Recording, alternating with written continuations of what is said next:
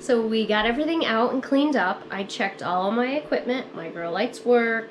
I got a list of all the seeds and the dates that I need to start them indoors.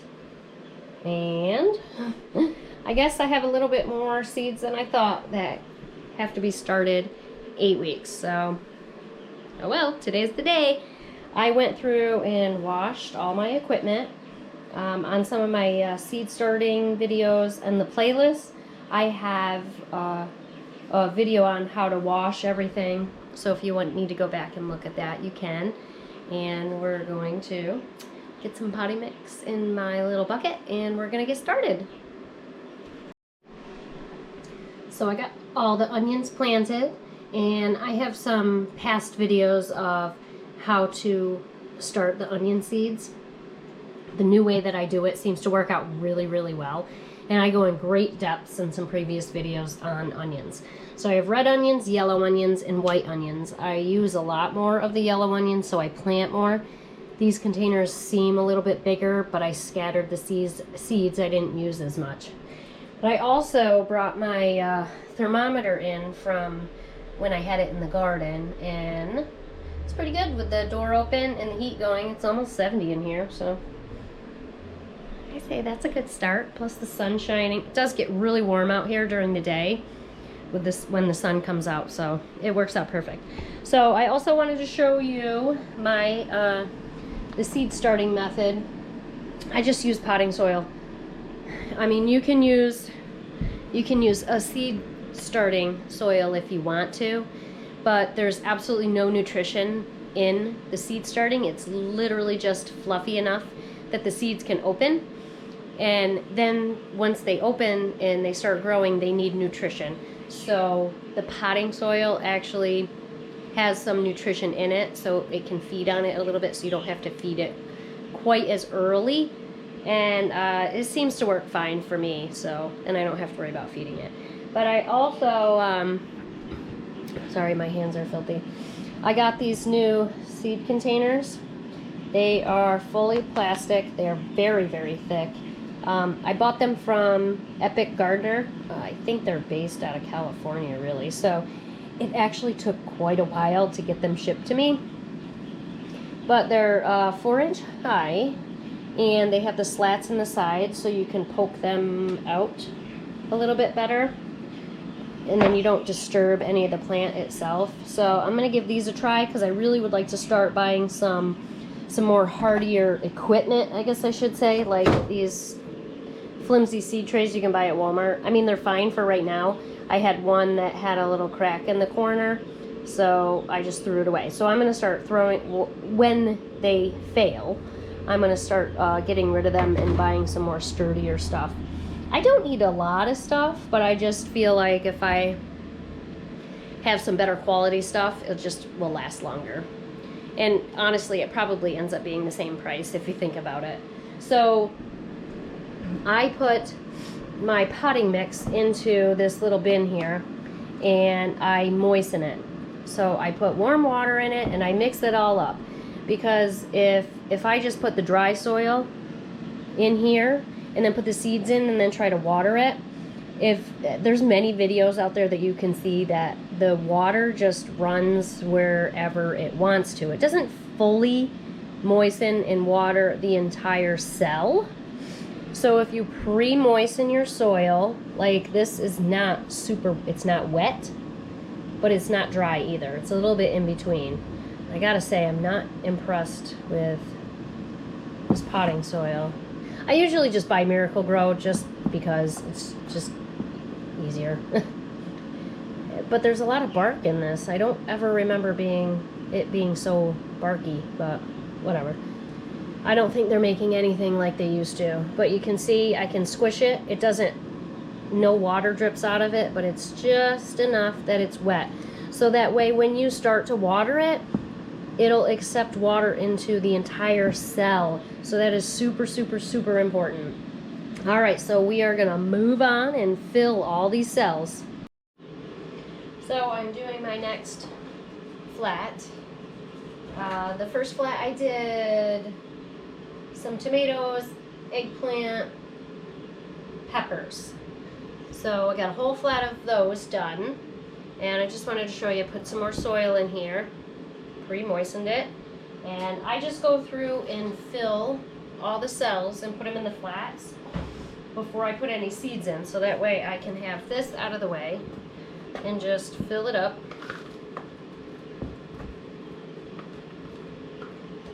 And have them all set up and ready, and then I just put seeds in them. I put the tags in, and then we're good to go. I don't really know if you can see that very well. Come down a little farther. There we go. I pack them a little bit, so once I start watering them, again, it's pre-moistened. Ooh, the sun is shining. And it's 74 degrees in here now, according to my thermometer. So this is definitely going to work out pretty good. Of course, I have a little camping heater going right now. You can probably hear it in the background, but just want to get things heated up and going. And then I'll put the seeds in, and then I'll just lightly sprinkle some more soil on top. So we'll just keep going here. This is very barky. Usually I buy the Miracle Grow potting soil because it's not so barky, but I feel like everything these days is done a little cheaper than it should. So I'm picking giant pieces of bark out of it. It's kind of disappointing, but it is what it is, I guess. Again, at least this has some food in it, so they can be fed, so they can stay in these cells longer. Around here it seems to it seems to go from winter to summer within like a day at some point in time in May. So we can talk about starting seeds and how far in advance you need to do it. So you find out when your last frost date will be, so that will be sometime in the spring, right? The last time it will be a frost. That means your last frost date. Some people get that a little backwards because your last is in the spring.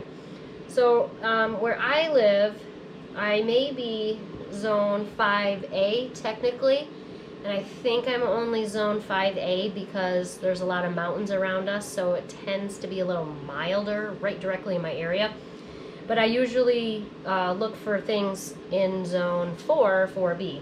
That's just safe for me to do that way. Some plants I will plant that are zoned for 5. But you look at your last frost date. And typically in your area, which you can Google, you can look it up anywhere, for our area is around Memorial Day. So if you're watching, some people are like, wow, our last frost date is in April. And you might be in zone 5. Just like me, and your last frost date is in April. I mean, I could only aspire to have a last frost date in April. That would be nice. But so usually the rule of thumb around here is Memorial Day. So I will, like 10 days, within 10 days or so of Memorial Day, I'll check the weather.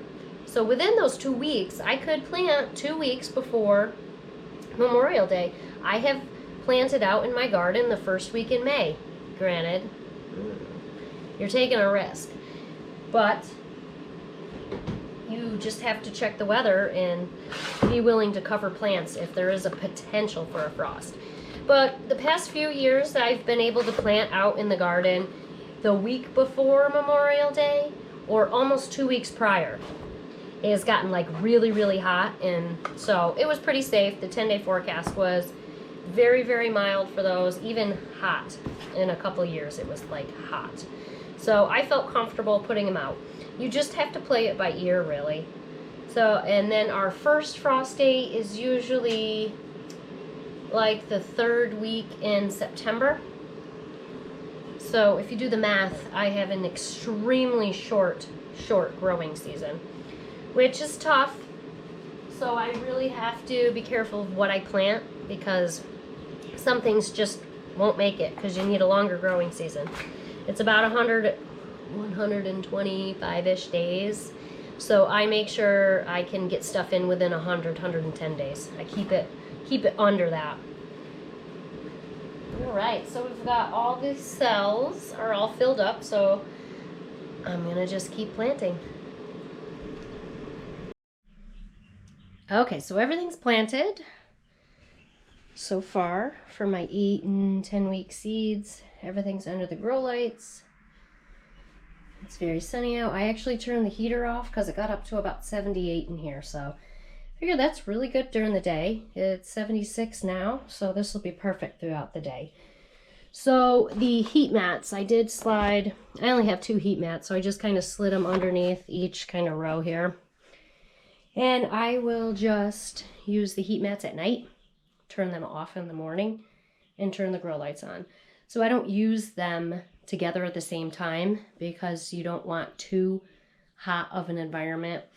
That'll spark bacteria, a lot of mold will grow. It just gets too hot, too damp. So every other. Heat mat on at night, turn them off in the morning, grow lights go on. I don't use them in combination with. All right, so I'm in the coop, and I saw on the TikTok somebody uses these storage bins. I got them from Walmart. They have lids, they're open, and I know it's hard to see, but I put hay in them, so I'll have 2 extra nesting boxes in the coop, and I want to see how they work, because if they work really well and I get a broody hen in that, I can just pick the whole thing up at night and move her to a place where I want her to be instead of trying to take her out of the nesting box, because that can be very traumatic for her. And we kind of did a thing also and ordered some hatching eggs. Oopsie. So they are going to be shipped out on May 9th. So hopefully by then I'll have 1 or 2 broody girls.